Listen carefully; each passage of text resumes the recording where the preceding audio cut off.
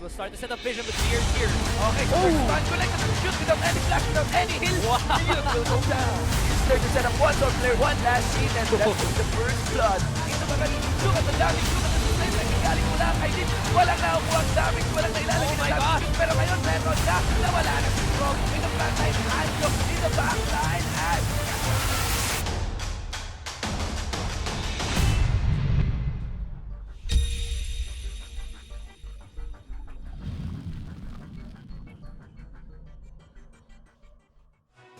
It's a very, very good afternoon, Summoners, and you are, of course, watching the opening week of the Lenovo LoL Collegiate League 2017 spring term. And wow, it's been a while since the summer term, and this is very, very exciting. feels nostalgic nga yung makita yung introduction video natin. You know, it's been a long time since we had this. And here we go, ladies and gentlemen. LCL 2017 Spring Challenge What You Know. We're gonna be your shoutcasters for this match. First up, it is gonna be me, Shibu149, of course, with me is Atlas. So, into our game, how do you feel? It's For very LCL? exciting. There's lots of roster changes, lots of new players as well, and we also have a new format, which is very, very exciting. And for the qualifiers, there are like over 100 teams, 150 teams. It was bloody, and we narrowed it down to around 48 teams. You can see here. Yes, for we early have league. 6 conferences and 8 teams each, which is going to be a total of 48 teams from 150. That is huge. It was very, very bloody and exciting. And yes, from that, mula dun sa ating 48 teams or yung 6 conference series nga natin, to give you an idea guys, ano yung mga letters na yun para dito sa ating LCL Lenovo 2017 Spring is, ang ME po is Metro East Conference, Which we'll be having today. Yes, we'll be having today. Of course, we got a Metro West Conference, MWs. S would be the South. Okay, that is South Luzon. Yes, conference. N is North Luzon. So you can see that 4 out of that 6 conference hails from Luzon. We also got a Visayas Conference and of course Mindanao Conference. Now, from that, mula sa conference series natin, we'll proceed to the next stage, which is the inter-conference groups. That is composed of 16 teams, of which all conferences mula sa Luzon will get the 3 teams. 2 to 3 teams depending on the conference where it's from. Yes, kung South tsaka Mindanao, will get 2 teams each. So that makes the 16. Okay. Metro East will get 3. 3. Metro East, Metro West, South, and North. Tigdalawa sa Visayas, So tigdalawa super sa competitive. Mindanao, of course. Now, after sa inter-conference groups natin, again, that will be drafted randomly, guys. Of course. Yeah, the seeds. Baka pumunta na tayo sa ating playoffs. Yeah, playoffs. That's where it's going to be from 16, narrowed it down to just 4 teams. Yes. Super, super exciting. Where each of these remaining 4 teams will fight a best of 3 series. Whereas para sa finals natin, when it all goes down, it all boils down sa dalawang team na lamang, it will be a best of 5 series. The most competitive kind of series is the best of 5. And that's going to be months from now. Mahaba-haba to. The road to that will be very, very long and very, very intense. Mababa to itong ating LCL.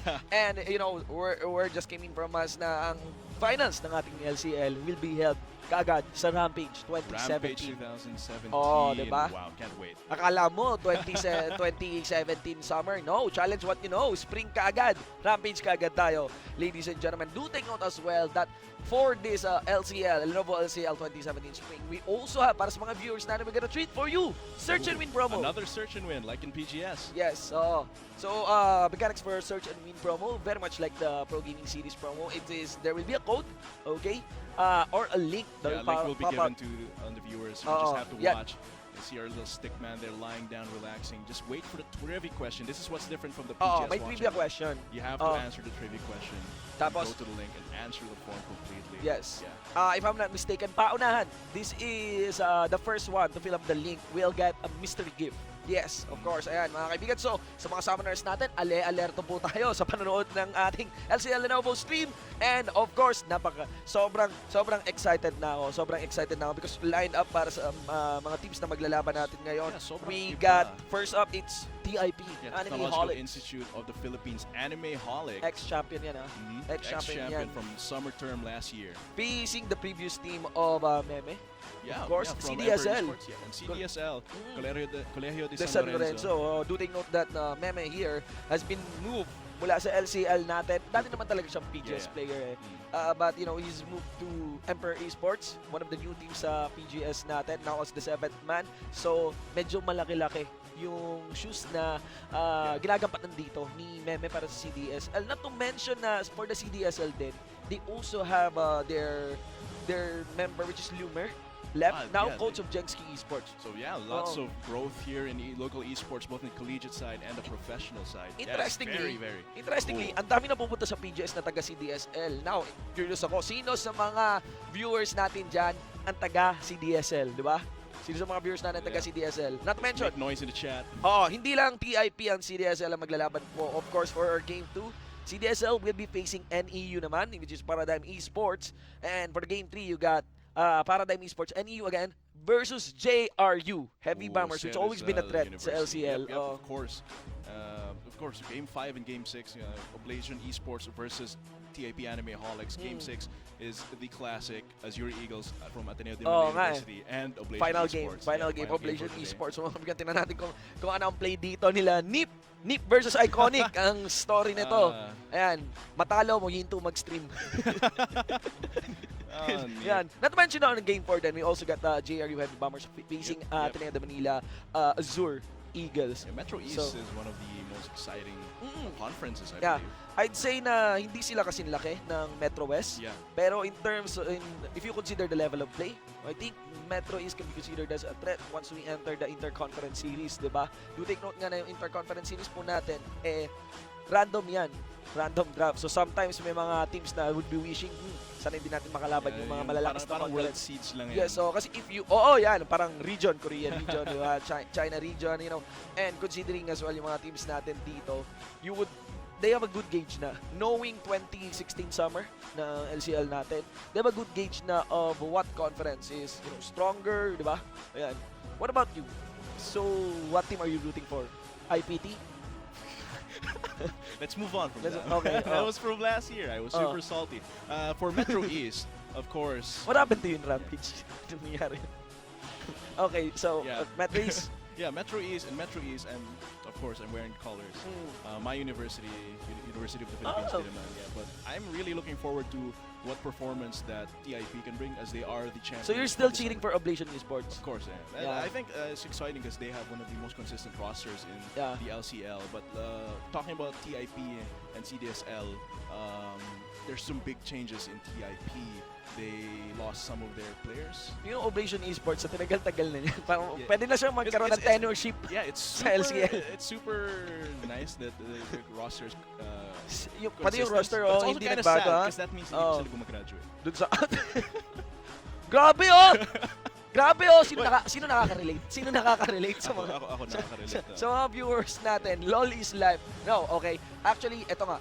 Because of LCL, Lenovo LCL, yung mga ganitong events, this is a very good mix talaga on the idea of promoting the idea of responsible gaming, of how it can sync with our school, di ba? Yeah, and you can balance those two. You can be very good academically and still have time to be like challenger, diamond. And let's see how good they are. Let's see onto the drafting phase. LCL, Lenovo LCL 2017 Spring. Ladies and gentlemen, TIP Anime Holics versus CDSL Button Mashers. And right off the bat, the bands here come from Aho, AHO are going to be the Jays. Very, very strong despite the nerfs to Mercury Hammer. And the Zyra as well, very potent support. We saw in the LCS, the Zyra Baron Steel. Yeah. I don't know, not LCS, in PGS. PGS, Blaze, man. Yeah, Blaze from Jenski. Jenski. No, ayan. So, of course, you also got TIP, Technological Institute of the Philippines. This is the QC branch ng TIP. So, kaway-kaway po tayo, ladies and gentlemen. Now, going back for that match, I think, yes, yung banning system natin, yung banning base natin. It's going to be the default, six-ban system because, sa mga viewers natin dito sa Garena Esports stream, they're very familiar with PGS na that we've been rolling, for 5 weeks already, the 10-ban system. Okay, but for LCL guys, despite being a competitive league as well and classified as a semi-pro league, 6-ban system po tayo dito. We're gonna go with the 6-ban system. And looking at the bans again, that's the Graves.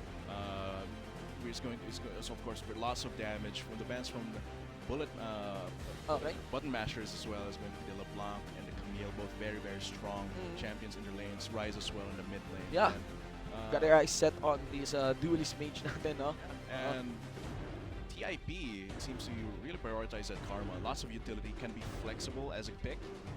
Response to that is, of course, Jin, the classic ADC for this meta. Lots of damage, long range. So that's going to be a priority for them. And as well, the Rengar. Yeah, interestingly, the Camille ban here, despite the nerfs of 7.3, despite the nerfs, 'cause my it's still scout a pa rin very, sa kanya. very strong pick. Yeah, it's still considered by button mashers here na ano nga talaga, threat talaga that comes in from TIP.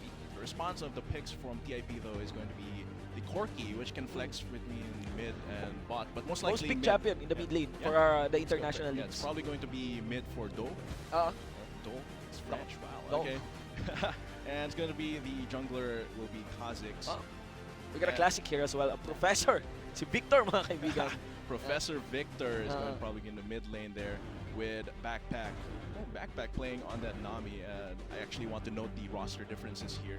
From summer term, the mid laner is no longer Janine for TIP. Then Janine was one of their star mid players, so Do really has big shoes to fill. Yeah. They also lost their shot caller, so it's very, very different, and we'll see how they've adapted for that in this game, in the very first game of the spring term for 2017. Etong mga teams na to, itong dalawang teams natin, opening game natin dito sa Lenovo LCL. Ang daming nawala sa kanila. Maraming nawala, no? Like as we mentioned nga, hindi lang po si Meme yung nawala sa CDSL dito, hindi lang si Lumer, but also si Moises. Yeah, Moises, and that's 3 members, and we're gonna see how different CDSL is after those roster changes. They lost their support back, and Backpack has to fill those shoes, and their Bagay na support- bagay ang pangalan ni Backpack. You know, he locked in a Poppy, but most likely that Poppy could go for the top lane. Yeah. But we've seen Poppy support. Kung magkaroon ng Poppy support dito, hindi na bago yun. Yeah. Itsura ni Poppy, no, naka-backpack. Make sure na ba Dora skin po? Oh, okay. Oh, Doris medyo, can- yung yeah, that could Lollipop. work actually, because Poppy goes around, lore-wise, goes around traveling looking for a hero. Yeah. It's like, can you? I click love on the that hero? lore. I love that Yeah, lore. yeah. Seriously, the It's like she idea doesn't know of that she's the one that's she's the the hero. Amber pick. Ang ganda, ang ganda. Mad props for Riot. Seriously, one of the few lores na masaya compared to the lore of Ramus. Oh, he's like, okay. Ang Just ang weird na ng lore ni gumugulong lang Ramos. siya sa disyerto, tsaka Oh. sa mga It's kagubatan. shrouded in mystery. It's Yeah. shrouded in mystery. Ayan nga guys, so sa mga viewers natin, opening match natin po yan. So, VIP versus CDSL. Do take note that we mentioned ex-champion po ng Technological Institute of the Philippines. And Dito, CDSL, it was second seed of Metro East. Oo. So, of course, both of these teams very, very powerful. And actually, this is like a revenge, the first match of the series. Revenge for button mashers here, because they didn't last more than 20 minutes in their last match with TIP. Yeah, So oo nga. this is definitely a revenge match for them, and Backpack has big shoes to fill, because there's CDSL support from the summer term was their shot caller, was their super main shot caller. So now Backpack, if anyone's going to be their shot caller for this split, with this term, is going to be Backpack. So Okay. that's big shoes to fill for any team. Now with all of the picks here completed at last, what are your thoughts? My thoughts so far is I really like Anime Holics' composition. They have the global What? pressure. Come again? Anime Anime Holics. Holics. Akala ko lol. No, Okay, anyway, no so, lollies here. Okay, so Kanina lol is life. Like, what, lolly is life? okay. No, lolly is Okay, not life. why? Yeah, they had the global pressure and the tankiness from the Shen at the top lane. So that's really huge. Synergizes so well with the gap yeah. close ng Corki and Corki Kha'Zix. and Kha'Zix as well with the leap. So Kha'Zix lots of damage, facing off against his natural rival, the Rengar. So we're gonna Yeah. see how both of these junglers are going to be pressuring the lanes. And in the instance that the Rengar would jump on cute, no? There's a lot of shield to be brought here And with I the really, composition and of I really like the Anime poke. Holics. Yeah, I really like the poke coming from 4 champions Oh. of TIP, because now it's popular to evolve the Void Void Spike second Spikes, for yes, Kha'Zix. of course. You have, of course, the Rocket Barrage coming from those Corki. Yes. The Piercing Arrow Piercing from Arrow. Varus, as well as the Empowered Mantra. Yeah, Soul Flare. Soul Flare Soul Flare. coming from Karma. So that's, but of course, Button Mashers is no slouch. They have the... Actually, button smashers talaga pag ginamit mo yung Rengar. How to play Rengar. Yeah. Once you jump, you just QW, you just spam on But the your composition coming keyboard. from CDSL is no slouch as well. I'm just not sure about Victor. Victor has been a little bit unpopular since last season. We're going to see how that has adapted to the current match. Yes, ating stats nga dito in the International League, si Victor is actually the least picked Yeah, least champion right now in the mid lane. Only picked once in the international scene, in the international leagues this week, the guys. entire world. What is the popular pick right now for the mid lane would be the Porky. Yeah. Entering 7.3 nerfs, it should be the LeBlanc really. Pero yun nga, the nerf on the Sigil of Malice, I think that's pretty big. That's pretty big, Early, yeah. No, early burst, nerf damage. the early damage really was too impressive coming from LeBlanc, who's supposed to have a little bit of a weaker early game. That's the balance there, but Which allows Rise to offset LeBlanc na in the position for the most popular picks. Ayan, sa mga viewers natin, I wonder though, sa mga school nyo, ito yung tanong ko sa mga viewers natin kasi I'm pretty sure ang dami nating viewers dyan, ang student summoners. Anong sikat na pick sa school nyo? Ayan. Kung ang school nyo ire-represent ng champion, ng isang champion sa League of Legends, ano yun? Sana hindi Yasuo. support Yasuo. Support Yasuo. And then when you ask them, oh, support Yasuo is good. They have wind wall to block the AD carry. Ali, you've seen the match cap ng RGH tsaka Emperor, the game 2, right? Where Toxic rolled that Yasuo. Very satisfying. Vulcan was very, very happy. Be sure to check out Vulcan's fan page. You can see one of his cover photo there. Nakaganyan siya, laki ng braso niya. Tapos Yasuo main. Yasuo main, diba? Yasuo main. Total outlay, ladies and gents. Curious tuloy ako sino sa mga viewers natin dyan yung Yasuo main. Yasuo main. Now, again, sa mga viewers natin, that is just first. Unang laban pa lang po natin yan. We have, if I'm not mistaken, 6 things. Yeah, six matches Six today. matches today, yes. Between 4 teams, I believe. Yeah, buong hindi. Yeah, 6-6. 6-6 no. Sorry. Kasi if we consider, we're trying to count kasi kung ilang teams yung meron sa kada conference. Ang alam ko, 8 teams. 8 teams. But for today's match, ayun nga, well, I don't think we have 8 teams right now on the stream games. So, it's very likely mga laban po tayo talaga. Sa mga, alam ko may mga viewers tayo dyan na naglalaro sa LCL. May mga laban din tayo hindi naka-stream. And you can see there, the lineup, our loading screen here for the Metro East Conference. Homecoming, ladies and gentlemen. Challenge what you know here at Lenovo LCL, at Lenovo LCL 2017 Spring, played between TIP Animeholics versus CDSL Button Mashers. Oh, di ba? Of course. Ganda ng intro song natin, no? And of course, Sadya ba yan? of course, you can watch the stream, share the stream, twitch.tv/GarenaPH Esports, and we're also live on FB and YouTube, gaming.youtube.com/phgarena/live. Share the link with your friends, with your family. Yep. And be sure to watch out as well with the search and win promo. Yeah, search and Diyan pa rin win yung search and promo. win promo natin. Here we go, ladies and gentlemen. We are now live in the Summoner's Rift. So, what's happening here? No map. Just going to be TIP, seeing if they can catch someone off. Just going to sneaky. Yep, on the level 1 peak. They have actually a nice amount of Yeah, they have the taunt for the lockdown. Yeah, Plus, crowd control. there's so much damage coming from 4 other champions at level 1. But it looks like Button Mashers has a good line of defense here in their bot side jungle. they're even confident of really not guarding yung isang path doon papunta sa red side jungle mismo ng Button Mashers dito. Very, very confident. It looks like they'll both be starting with a very, very good leash here. Very, very strong leash coming from the bot lane duo. So they're just going to be able to get that red buff or blue buff quickly, and then transition to the top side. And if one of those top laners gets more power and more pressure than the other, it's going to be really oppressive for the other lanes as well, especially if Arya 1 gets a very, very early lead. Yeah, he's one step closer to his ultimate. Yeah, one step closer to ultimate. Napaka-game-changing ng ultimate ngayon. But of course, cannot be denied that the CDSL Button Mashers would be very capable of predicting and accounting for the Stand United ultimate of Tarya 1's Shen. So it's just going to be really, really standard starts here for both these junglers. Not a lot of really flashy plays coming from early in the game. Just a little here, but I want to discuss here the player to watch here, and I think it's really cute for TIP. He's always been a very impactful AD carry, even in this meta. I think that Cute's role as AD Cute carry is a veteran player as well. A veteran player in the LCL. Every time he's always been a hard carry for TIP. So it's really a player to watch here. And the side of Button Mashers here from CDSL, I think it's going to be backpack. Because I did say that he has big shoes to fill. So we need to watch how if he's going to do any really strong roams, if he's going to be a really strong laner to support. We'll see if lane. Backpack make the crucial calls nga, di ba? Yeah, let's see if the backpack can carry Replicate the role of Meme, previous shot caller dito ng CDSL. Looks Right. like Meow. Both junglers are going to be intercepting each other. Oh. First It's gonna be pattern, Spongy has to back off because red health, but Meow very good on that to stay there. I'm curious on bakit may one lagi dito, no?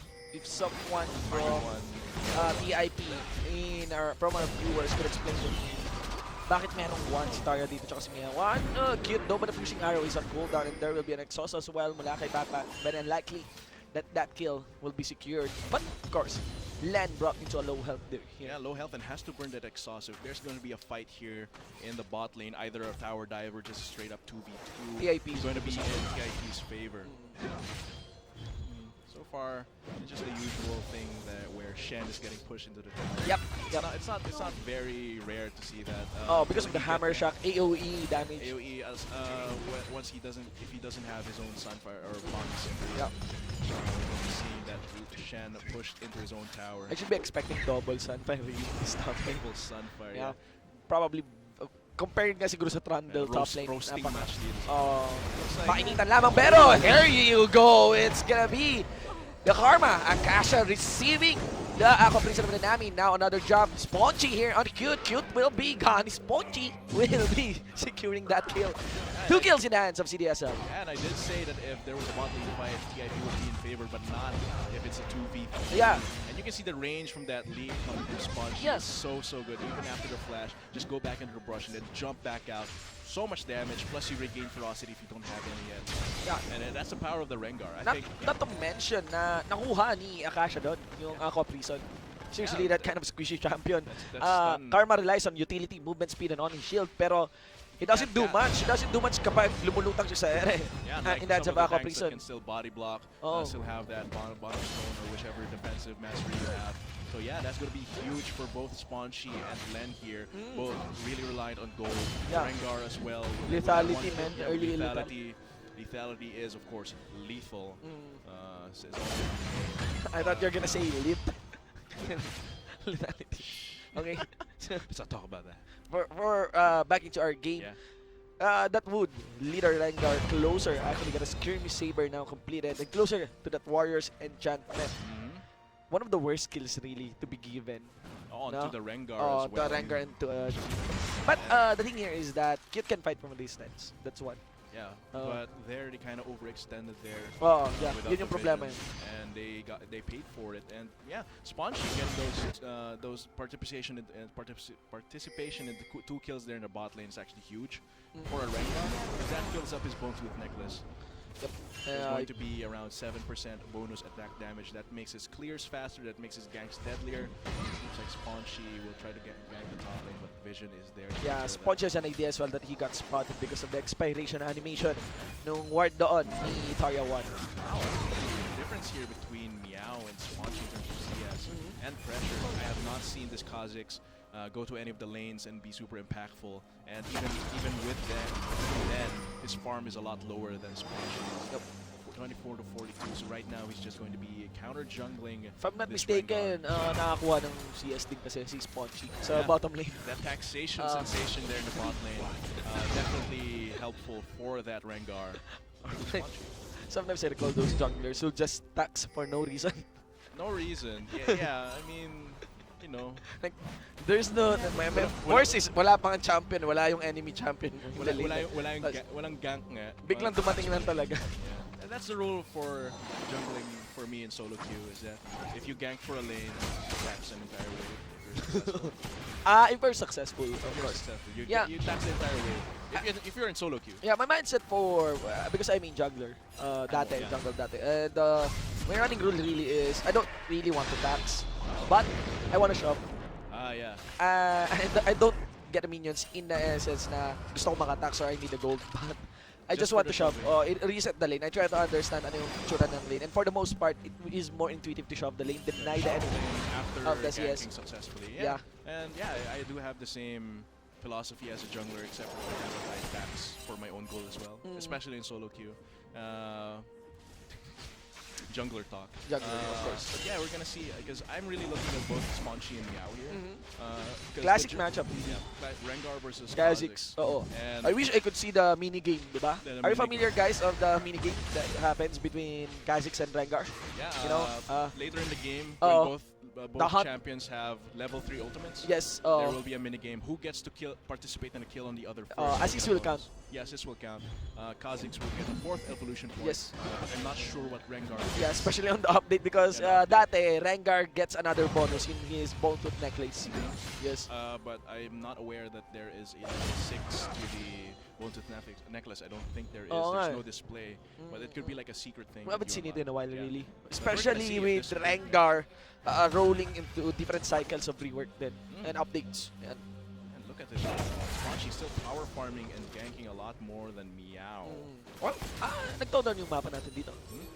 Medyo nag-steady yung mapa natin dito. It's a Still little 0-2. slowing down after that gang in the bot lane. And I think it works well in a poke-oriented composition. It worked really nice Gonna in help poke-oriented Cute composition. scale up more. It's gonna Yeah. help Do get his package. And when he gets the package around in the mid game, he can go around roaming and destroy people for HO. One reason here then is that Sponchi, despite I guess he's aiming really to like visit a lane, but the thing here is that right now CDSL is making a clear accounting of Tarya once nga na Stand United.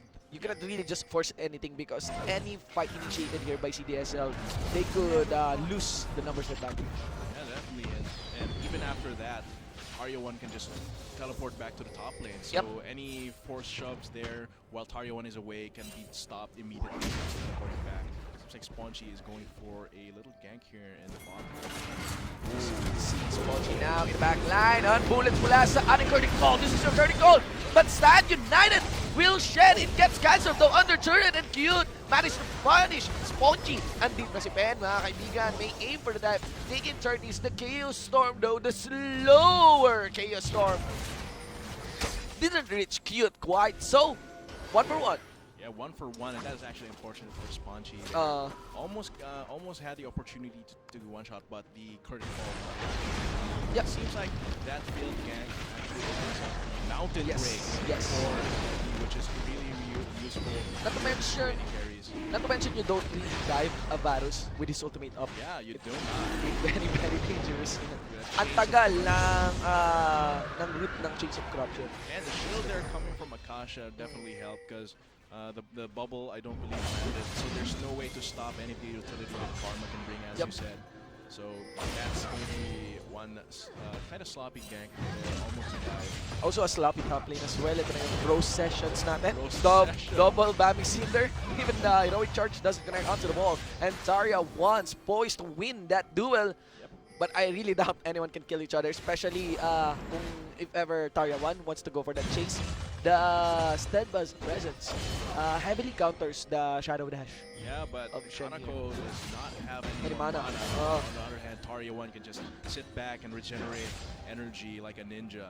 So it's going to be a matchup for the Shen, at least for now, until Kanako gets the back. Are you familiar with Kanako? It looks like a name for a little girl. You don't know that? Yeah, because You know yeah, the 'cause Kanako. the ko suffix for Japanese names. The ko means China. Oh, so you're familiar with those stuff, ganon? Japanese stuff. I'm sure TIP is also familiar with that. Oh, okay. Backed up by the anime holics. The anime holics work there in TIP. So I bet they get that reference as well. Yep. Nice cancel as well mula kay Kanako nga. Doon sa Stand United ni Tarya 1. Yeah, the set fast presence is going to be really, really useful, especially considering TIP has the, of course, the Shen, Link from the Kha'Zix, as well as the Valkyrie. Yeah, or the package. it cancels a lot of initiates. So it cancels a lot of the initiation that they can bring, except for the Chains of Corruption. But that's going to be very impactful. Yeah, Although- you don't chain of corruption a puppy anyway. Yeah. So yeah, even the lane is very, very even, but that is very painful coming from Cute. Straight the dark man, lethality. Yep, lethality all day long, plus the CDR Hey. jumping in there. Yep. Victor also also has the gravity field available. So There's a lot of deterrents to TIP's engagement. But one of then these again, two teams. yeah, but then again, they just want to poke back and relax and siege up. But we're going to see how the development of that when it comes to the mid game. From now, it seems like everything is slowing down after those researches. They're just waiting for an opportunity here. I'm curious of the gold here nga ni Cute because he got the Tear of the Goddess and the Yunmos is completed. So ayun nga, this is gonna be very nice for the Varus. I think this is, well, even sila nag-gold, quite a small lead lang compared to the Jade. But here in the red side jungle, Charya 1 be able to join that fight, but of course, Thrill of the Hunt would translate into a thrill of an escape. Let's see, Gravity Field does cancel. Sorry, yes. Teleport. And that gives Kaneko a very, very good opportunity in the top lane to push in with the Bombi Cinder, get some damage on that turret. Probably not going to be able to take the first turret of the game. But because Tarya 1 will have to walk there. At least there's around 4 to 5, around 4 CS na pwedeng ma-deny doon kay Tarya 1. But course, let's see. Tarya 1 does have the Hydra there. Not the Hydra yet. Tiamat. With the Bombi Cinder as well. Interesting, no? Tiamat early. Not rushing the Sandpack compared to he really wants to be able to push back against the copy with his own form of AoE. And get offensive stats as well in the instance na makakasali siya sa mga laban, di ba? Yeah, I think that was a... actually, yeah. That Stand United there would have been necessary to save Meow because Swansea got the jump on, and then when it's Assassin Jungler versus Assassin Jungler match, it's a running protocol. It's really who pulls the trigger first or who gets a jump on the other that makes a difference. Yes, of course. Other than that, still a very, very slow game. Not like the last match between TIP and CDSL here. Seems like they've learned to take it a little slower. They can't afford to play a little more slow because they have the power, they have the scaling gyms. Pero pansin ko sa mga LCL match, historically, lahat ng opening match mababagal talaga. Yeah, it's like they still kinakapapa nila yung tsaka nila yung kalaban nila. Ayaw nila yung maging unang talo sa LCL, diba? Looks like Spongy wants to gank a pushed out lane. Do take note na sa sobrang dami ng teams natin dito sa kada conference natin first stream, and medyo matagal-tagal nating makikita ulit yung mga teams na maglalaro after this broadcast like this Metro East. Because we're gonna be featuring the other teams, the other conferences as well on our next week, sa broadcast natin next week. Do take note that PGS is on a break next week, but LCL is not. Okay? So you're gonna have to watch that LCL next week. Seems like they're going to set up a dive here. Okay, no, Meow reveals himself, but this might actually be the first turret of the game. Yeah. They'll just walk away. Or will there be a curtain call? Does it seem like this top lane can be contested? Bombi Cinder really hurting your attempts at trying to go for that push. Not to mention Tiamat as well clears the wave fast, so you cannot really rely on your minions to like fast push that top lane outer turret under Shen. Seems like they will be transitioning to a red dragon, the Fire Drake, Infernal Drake here, establishing vision around there. But if there will be a fight, Tarya 1 still does have that Stand United. Kaneko does have the teleport, so it's going to be an even match here if they go for that dragon fight. Yep. You can see here that Anime Holics has a nice setup na already for this very break good that is coming. Has the in 5 seconds. Has a speed shrine as well, so if the fight breaks out within the next minute, they will have the advantage. They are a poke composition. They are a poke composition, so like they can punish this entrance here done by pasok ni Spongy.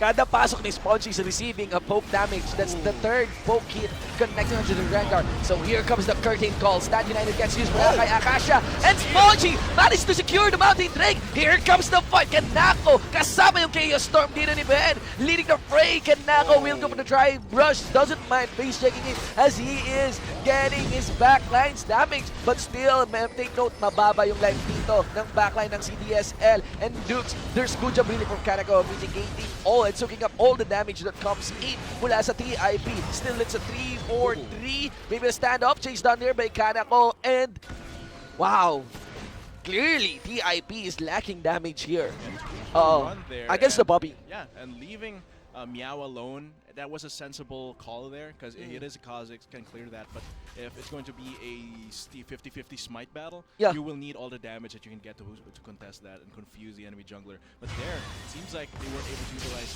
the Speed Shrine and their poke completely. One mechanic though, would be use the corrupted chains early on. But let's see. Here, on the replay. Here, the curtain call does a little bit of damage, but Natasha is blocked there. Seems like it's just Meow here is out of the fight because Spongy gets the dragon. That's a lot of damage from Meow. Meow is forced away, so this is going to be a 4v5 for the most part of this battle. Meow has to walk the circle around entirely, and that leaves just 4 members getting burned down by the AoE coming from Team CDSL. And the thing there is that naibaton na halos lahat ng skills dito ng TIP. Not to mention, kanina, hindi naman sa parang namali sa smite si Meow Dog. The thing there, it was clear, I think there's a higher chance nga, and a higher odds that it is going to the Rengar. Just because the Rengar activated the Thrill of the Hunt. So walang sight si Meow. He has no idea of where the Rengar is. He can account na tatalan yung Rengar. Pero, you know, on the start, having no idea, tapos meron ng laban na nangyayari, having no idea of where the Rengar is. It's like really the surprise jump of Spongy there. Big work. Yeah, plus I didn't catch, but if Spongy was level 11, then definitely his range of smiting is a lot bigger than Meow's. So, though the smite yata falls around 385 health marks. Pero at level 11, it is a lot more. Those little points of damage matter the most for smite fights. So let's see. TIP still ahead in the gold department.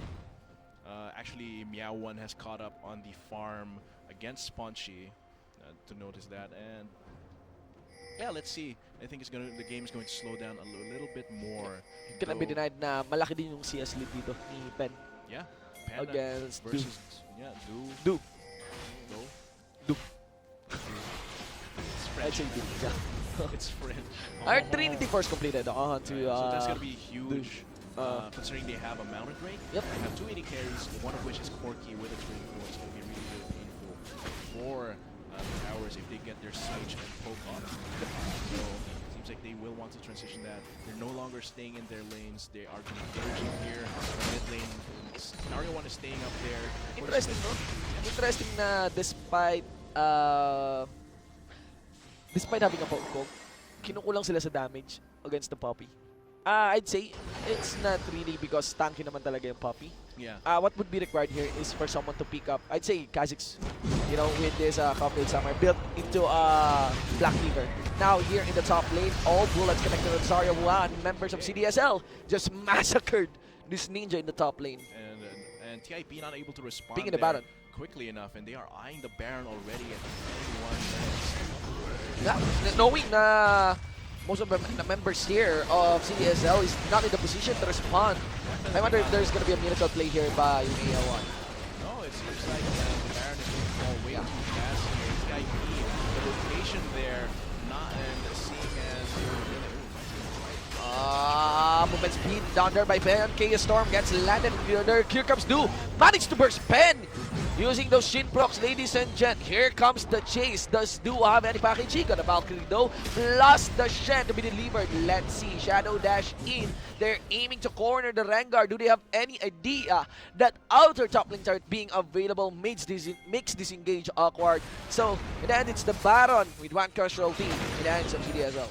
And that's 21 minutes, and wow, TIP, they were not expecting that. They were converging around the mid lane, and then Taria 1 got caught out as a response. CDSL, very good response for the converging. They quickly rotate up to the top lane to take out the Taria 1, and then go straight for the Baron.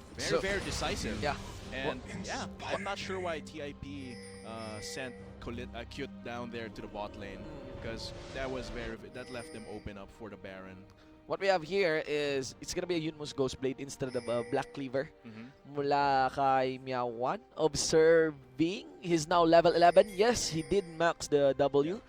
My suggestion would be, I think Black Cleaver scales better compared to the Yunmo's Ghostblade kung if you got the Void Spikes. And a few tank stats you get from Black Cleaver also will help him match Spongy in terms of being the assassin jungler. And the one you want to shred here kasi sa larong to would be Kanako. Well, there's lethality being built up ulit kay Cute, most likely going to be built as an edge of the night. You know, magic resist would add survivability and defensive stats against Pen. Plus that little Victor. spell shield you get is going to be very, very useful. Edge Against of the Vanguard. Night. Yep. Interestingly, Spongy here, instead of the Yunus Ghostblade, gonna go for the Black Cleaver, Black Cleaver is making correct. sure that he won't be having any problems if ever he's forced to jump on the shed. Yeah, the shred there, plus a little bit of health and tankiness, a little more chasing potential, probably in the long run. May malaking siguro tanong, ano nga bang mas maganda? Kung lethality ba or Black Cleaver armor shred? Black Cleaver has If you are facing a tank, if you're forced to hit the tank, Black Cleaver. Black Cleaver gets Instead, the yeah. armor pen, armor pen percentage base The- and stacks over time. The armor reduction. The armor reduction ng Black Cleaver o yung shred ng armor ng Black Cleaver, it works with your teammates kasi. Yeah. Your teammates can benefit from that. Whereas yung sarili mong lethality. And for the most part kasi, mga tanks, hindi lang naman isa tumitira dyan, di ba? Yung buong team mo. Yeah. So that's why I want to recommend the Black Cleaver CD on Meow 1. Curtain call now gets used, lots of pokes this time. Being delivered into the wrong composition of TIP. Do take note na nawala na si Akasha dito. Cute still deals damage na napakalaki mula sa piercing arrow. Rengar, thrill of the hunt, thrill of the jump onto the minion. Flash in by Pendas, gonna burst mula dito, papunta sa ating Corky. Meow 1 managed to destroy Pen as well, but here comes the rest of the members of CDSL to clean him up. Tarya 1, tankiest member, duelist Shed, trading up with Len. Will he be able to get that kill? Gets the bola strike, gets the CC as well mula sa ating Bobby, but it should be enough. That's too late, actually, to peel for Len. So, in the end, it's a 2-for-3 exchange. Not yet the end, really, because there is the package, ladies and gents. The Valkyrie as well. No armor shred, but has enough damage. There is the Shin Props. Phosphorus Buff does connect. There's a flash in, also an exhaust. And I think it should be goodbye for here, or maybe not. Not giving up, not giving up. It's really an ace, ladies and gentlemen. TIP. That looked very bad for TIP at the start, losing Kasha immediately to the poke. And it looks like the tables were turned there. CDSL had the siege, had the poke down, had the damage down, but then they overcommitted and they were being kited back by TIP. Very, very messy fight there in the topside jungle. That just allowed TIP to turn, to just rotate the advantage to their side and get the ace. And this actually a little bit equalizes the Cooldowns goal. are used up kasi. Yeah, cooldowns are already used up. Oh, we for have that the engage. Let's replay observe the here. replay. Yeah, see, Akasha already falls down. Gets a snipe down, and they get the tower. But after this, Spongy actually still tries to jump onto Du. Yep. And I think the main mistake here is Pen flashing in. That one. Look at that. Nice stand United. Mula kay Tarya 1. And they still insist on going to the topside jungle to chase. Len does a really nice play here, taking out the cute, but Tarya 1, of course, still there to clean up. So yeah, it's gonna be an 3 for ace, I believe. Yeah. Commendable ultimate nga mula kay Tarya 1. Yeah. Had it been na late yon, by a split second, yung Stand United na yan, namatay sana si Duke doon mula doon sa Would have flash. changed everything about this. Yeah, seriously, because they managed to destroy Pen, right? Yep. After that flash in, dive in, Miawan secures that kill. And when you remove the Victor, you remove a lot of damage. And even if Pen was able to kill Du though, there would still be the damage from Meow. So either way, he was marked for death completely there, and that would still change the fight completely. And mukhang Du is doing a good job filling in the shoes of Janine. Yeah. 4-0-2 on this Corky. Yeah, very, very powerful on this Corky. And yeah, as I said, he's one of the players to watch next to Q. And I feel like he's doing a very good job. Rengar, Thrill of the Hunt gets used all in onto Mayo 1. But what will be the cost? Tarya 1 onto the chase. Of course, ang ating Rengar dito ay mababa na. Backpack going back here as Du still getting all the free hits. That's an awkward position really for the Battles, but he still has his ultimate available. 1-4-0 in favor of CDSL, but their lives are low. Lots of cooldowns spent. Chaos Storm still available. Kailangan I think ang problema din sa CDSL is that they would want to consider their secondary form of engage, the re-engage, because right now, after using the Thrill of the Hunt, they have nothing really to initiate on the poke composition of TIP. To fire after the initial engage here. This allows actually TIP to get there. Oh, yun nga. Fearless siege here in the top lane, but Spongy really good with the battle roar there. Right now, Able to survive. if CDSL starts an initiation, they have to go all in. Yeah, in my they have opinion. to completely go all in, take out the priority targets immediately. Because in the instance na there's like a reset, a small reset of the fight, tapos harapan sila, 5-5, mas lamang yung TIP. Mas sustainable Yung TIP. damage Yung damage sources ng ng TIP. TIP. They have Correct. shorter cooldowns on the piercing arrow. The rocket barrage can be spammed, and they have a lot of utility coming from Latasha, and the shield from the peel and shields from Tarya are so good. Sabi nga yung piercing arrow, low level curtain call. Yeah. With shorter cooldown. Yeah. After that curtain call is spent, they will not have anything to finish off weaker targets as well. And They will rely heavily on Pen. Pen and Spongy. And Spongy actually, his job is very, very hard. Because Akasha's there. Just one click of the inspiration from the shield, and that's goodbye one shot. Tarya as well, if his reaction time has been shown to be very on point. CDSL would want to United. capitalize on taking advantage of the mixed positions dito na TIP TIP yan. Kasi clearly si Miawan kanina doon. Was He's in a bad spot. Was out of line there. And got caught out immediately, not able to complete the fight, as well as Tarya one sometimes getting isolated without his team there to back him up. It seems like the apple of the eye here is going to be the Baron buff. Yes, of course. Good to note as well that Miawan is only a few clicks away in completing the Black Cleaver, which spells bad para dito sa front line ng CDSL. It seems like they will be buying, backing here, buying actually the completed Black Cleaver here, and that is correct. Okay. I'm curious about the itemizations of the Shen. Not completing the Tiamat though. Yeah, just going for the wave clear, I think, for the lane here, and going for the GA to be able to get back into the fight. Better hard to catch as well the Varus then. Edge of the Night completed na. Edge of Night here will be a deterrent against. Oh, and that's going to be the search and win. Okay, so again, guys, get into that link. Answer the trivia question. Yep, trivia question. Be the first one to answer the trivia question, and you get yourself a mystery gift. Search and win promo brought to you by Lenovo LCL 2017 screen. Here we go. Yeah, here's a standoff, and Aqua Prison landed onto Tarya 1, but do take note that is one crucial CC gone. Thrill of the Hunt by Rengar gets used. Maya 1 will leave in just to scut vision here, and you can see how Spongy aims for a flank. Kanako goes all in mula kay Q. Do they have the damage? There's also another flash in by Spongy, but it will spell bad. No follow-up from the back line, and that opened up for a double kill. It's only a matter of cleaning up. Backpack, bye-bye, backpack, and that's triple kill para dito sa mid laner ng TIP. A 4-for-0 exchange. Domination by Anime Holics. That was huge, and that actually extends on the gold lead a little bit to 3K. And that was, I don't know why Button Mashers prioritized that dragon way too much, because that's only a Cloud Drake. That's not going to help the, you can see the replay here. They get that dragon, and it seems like they will go in here. Then actually fires a critical way too early, has to cancel it. So that's a cooldown off. That's Spongy who is flanking. Yeah, and then Pen almost dies here trying to flank, but is the one that gets focused on. So there's going to be a 5v4, I believe, 4v4. But they have a lot more damage with Pen out of the fight. Yeah. Plus the shields coming from Akasha. CDSL, that failed flank by Pen. Yeah. Removed, and denied a lot of damage for CDSL in the instance na nag-dive sila Spongy. But they still went 2 all in into that, even when Pen... Off-sync all in. Yeah, It's an off-sync all in, yeah. definitely.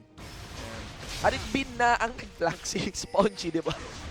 Tapos ang nag-follow up ng damage would be Pen. I think masasaktan ng grabe dito ang TIP. I think Pen can't afford to do those flanking maneuvers. Oh, man. Especially considering Meow is there. Oh. Especially considering the tons of damage coming from the carry. Had it been nagkaroon ng clutch from pitchings doon, si Q.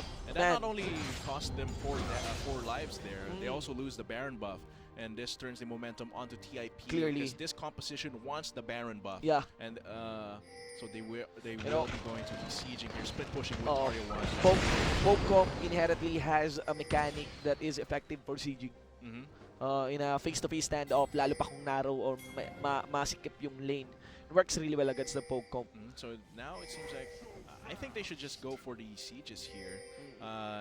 Because going for the Baron buff, they can wait along the lines here. But if Hyut and Akasha get lapsed on the assassins are not in position, it will be spelling really badly for TIP.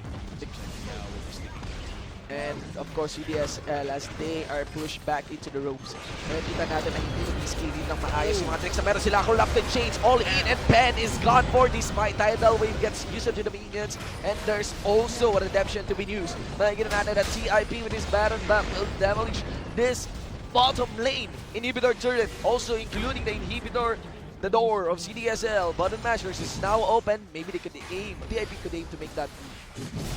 Another mid lane turret probably, and with Tarja closing in on the top lane turret, it's gonna be, might actually be another turret over VIP. And the damage erupting from the sudden poke from AH2 is almost like a long-range assassination at this point. Because of the armor penetration that they have. Kanako won't be a problem as well para kay Cute dito because he got the Dominic's regards, you know. Black Cleaver from Pangumusta ni Lord Dominic. Text na lang. Sabi ni Lord Dominic, okay, thrill of the hunt. Let's see.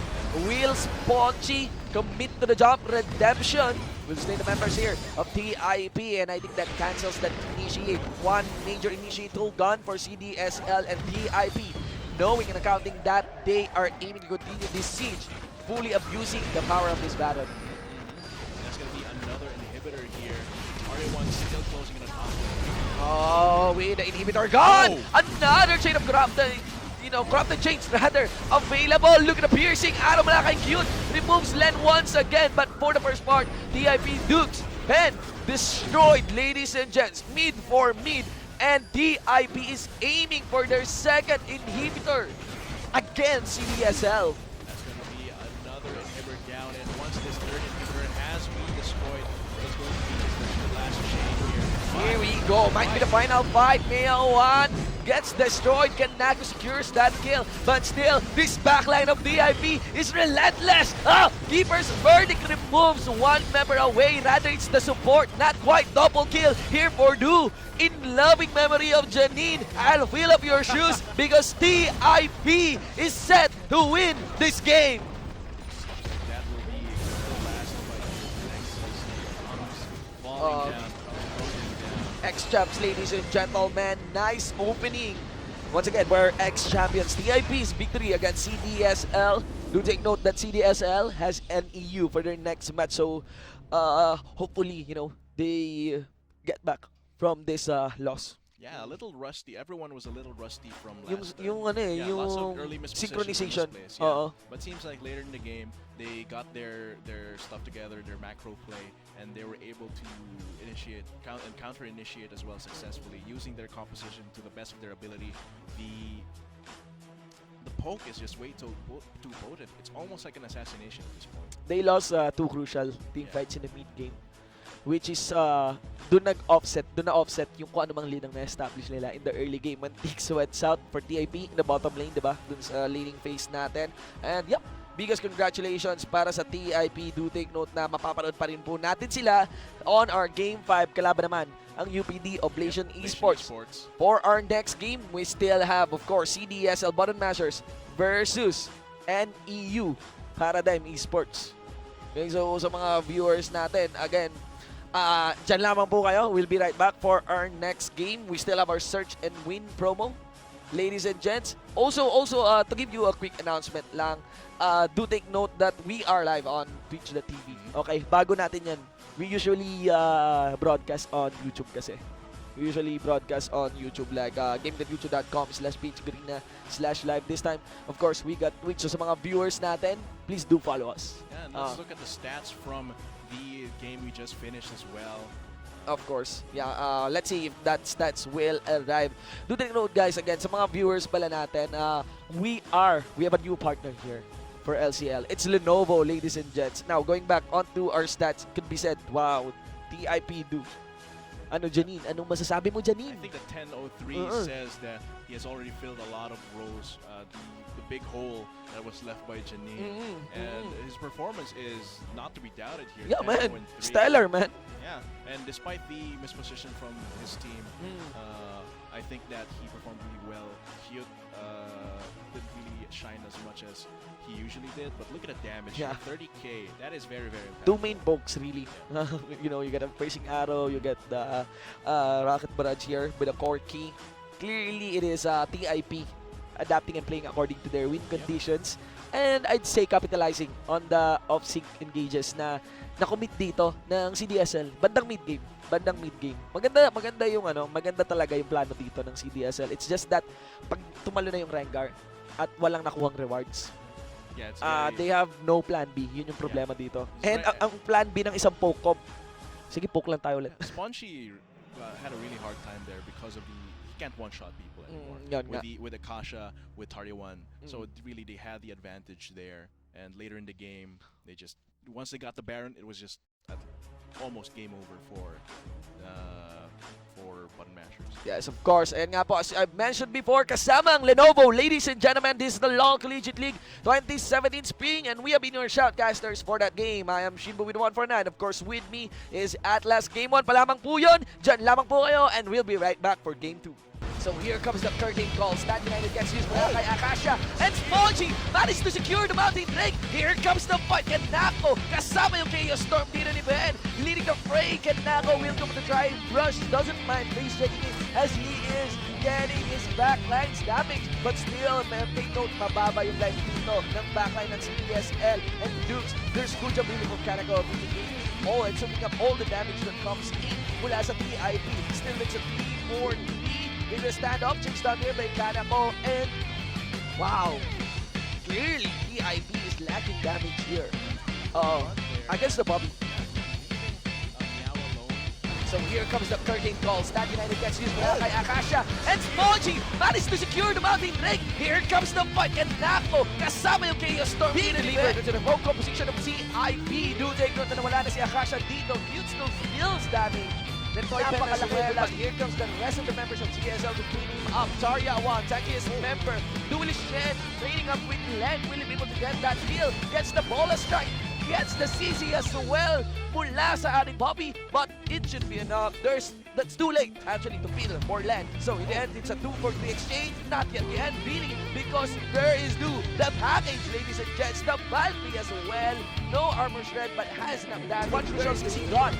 Thrill of the Hunt by Rengar gets used. Maya 1 will lead in just to Scott Vision here.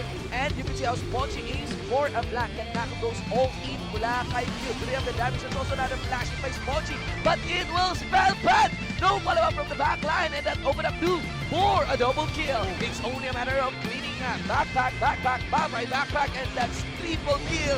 Sparat. Ayos yung ating sa meron sila. Collected chains all in. And Ben is gone for despite Tidal Wave gets vision to the minions. And there's also a redemption to be used. Makikita natin that CIP with his Baron back will damage this bottom lane inhibitor turret. Also including the inhibitor, the door of CIP.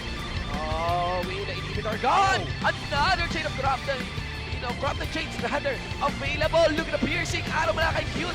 Removes Len once again. But for the first part, DIP Dukes and destroyed, ladies and gents. Mid for mid. And DIP is aiming for their... Here we go. Might be the final fight. KO1 gets destroyed. Cannot secure that kill. But still, this backline of DIP is relentless. Keeper's verdict removes one member away. Rather, it's the support. Not quite double kill here for Du. In loving memory of Janine, I'll wheel up your shoes because DIP is set to win this game.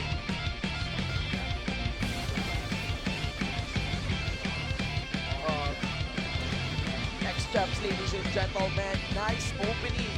Once again, we're ex-champions. DIP's victory against CDSL. Do take note that CDSL. So here comes the curtain